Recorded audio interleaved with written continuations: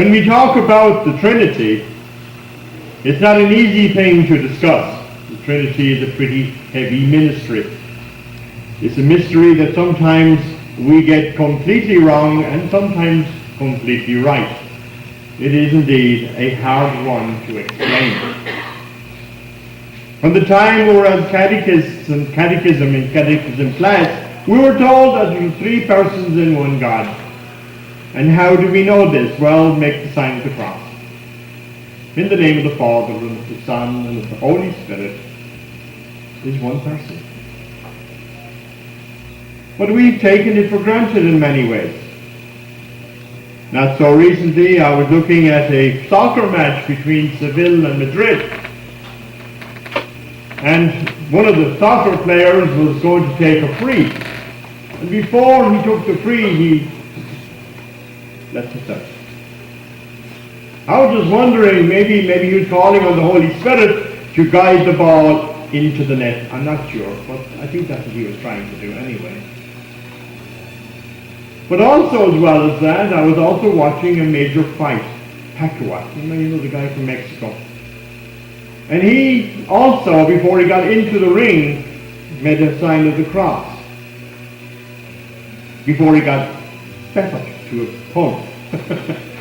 Kind of doesn't make sense in a way when we use the Spirit for that particular purpose. Yet at the same time, we always call upon the Spirit, no matter what.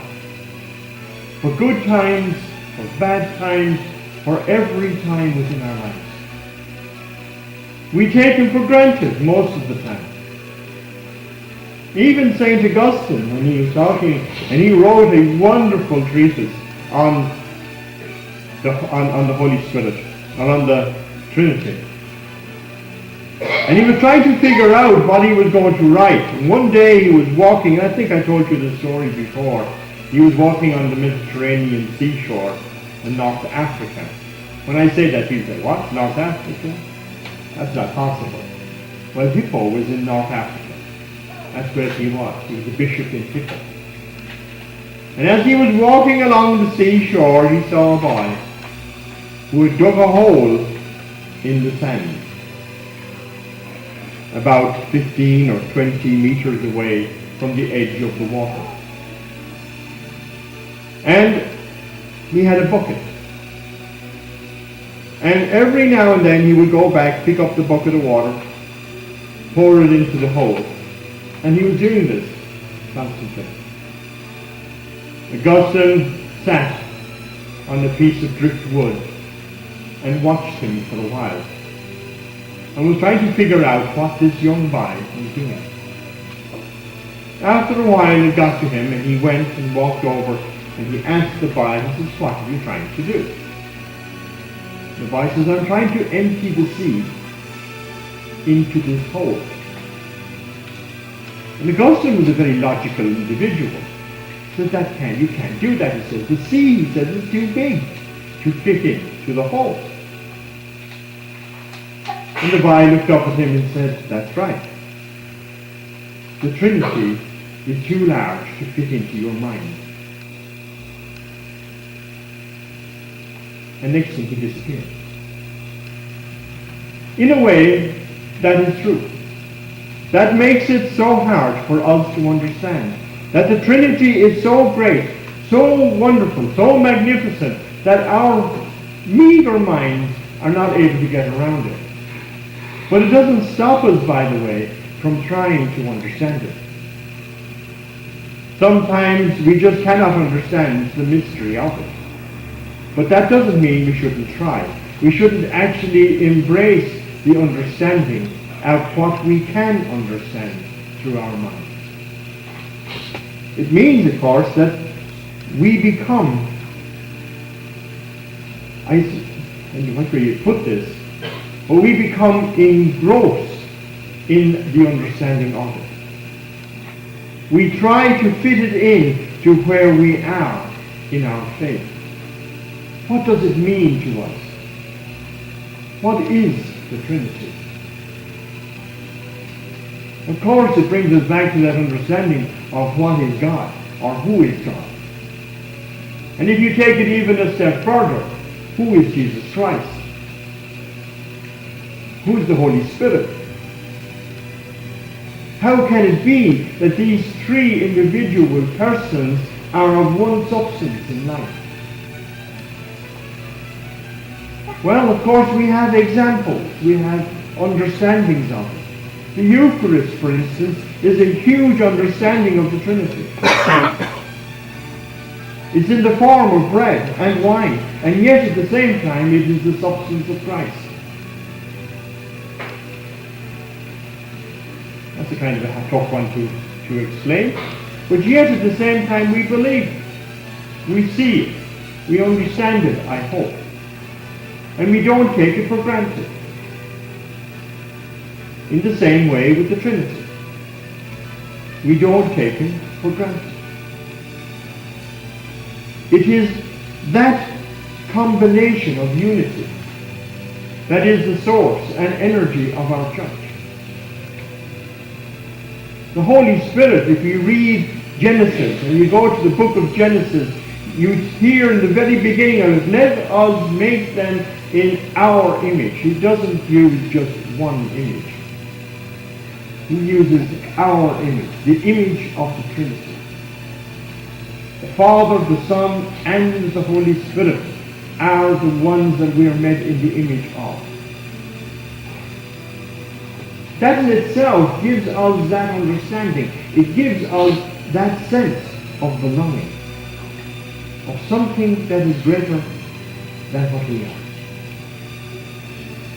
And then if we listen carefully to it, we see a kind of a chronological order in many ways. Jesus and God first talks and he creates in the book of Genesis. He created the waters, but the Spirit came and breathed life into them. The same thing with even Adam, in the story of Adam. He creates Adam out of clay, out of the stuff of the earth, as Augustine would use. But the Spirit is what gave him life. We see that again in the dry bones with Moses. When the dry bones, he tells Moses to call the dry bones, and he calls up the dry bones and they all stand up. Just skeletons. No flesh. And then God puts flesh on them. But they're still only statues, they're not alive until he gives them life through the Spirit. In other words, what he's saying is that life cannot exist without the three persons. Life cannot exist without the Trinity. That's hard to understand, and it's heavy theology. But we are given a sense of that theology each and every time that we pray. Every time that we decide to learn a little bit more about our faith, we are increased in the understanding of the Trinity. Sometimes we don't take note of that. We take it for granted. How many times do you make the sign of the cross in a day? And the other day I was just trying to count it. I think I made the sign of the cross about 15 times a day. Maybe even more some days. But around 15 times a day I call upon the Trinity just to keep me going.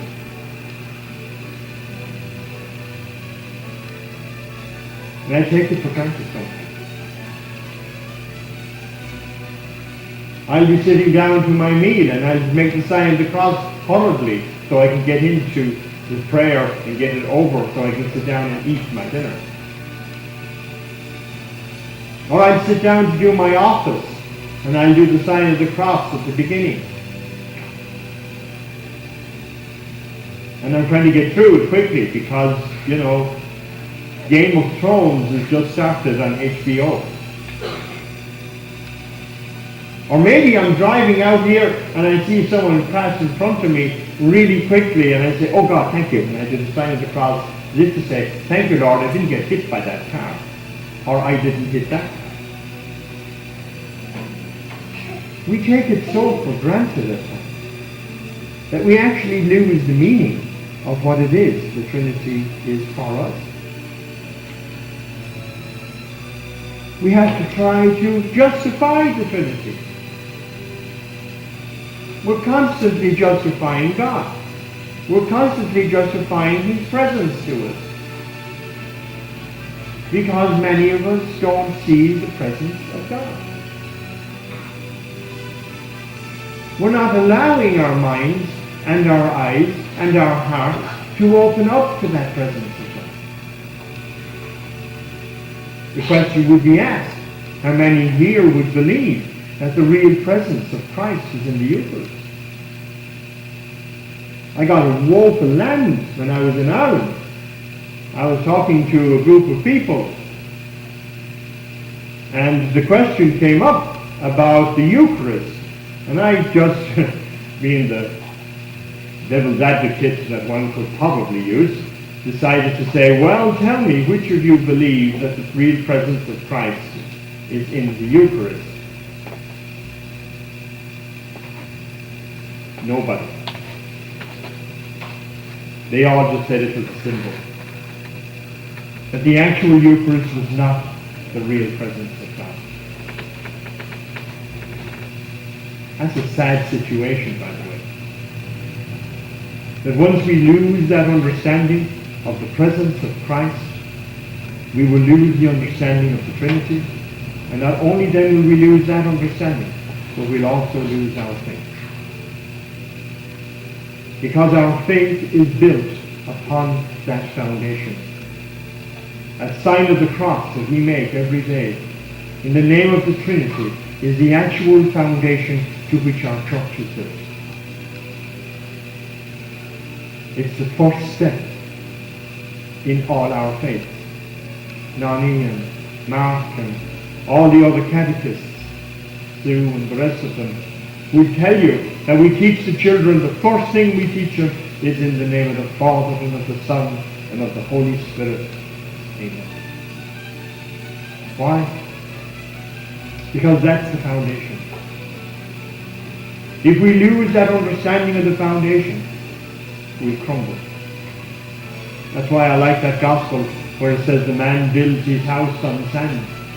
The winds came, the rains came, and it buffeted the house, and the house collapsed. Why? Because there was no foundation in that house. Our faith, our understanding of who we are as Christians and as Catholics has to be built upon the understanding of the Trinity. The Trinity is the source of everything we believe. We begin in the Creed where it says, I believe in one God, the Father the Almighty, the Creator of heaven and earth, in all things visible and invisible. There is the Trinity. The parts that are visible and the parts that are invisible are part of that unity. So today let us pray that our minds and our eyes and our hearts may be opened up to that understanding of the presence of Christ when we receive it in communion. That when we leave the church, we don't leave the Spirit behind us, but we bring it with us in our hearts and our minds. In the name of the Father, and the Son, and the Holy Spirit.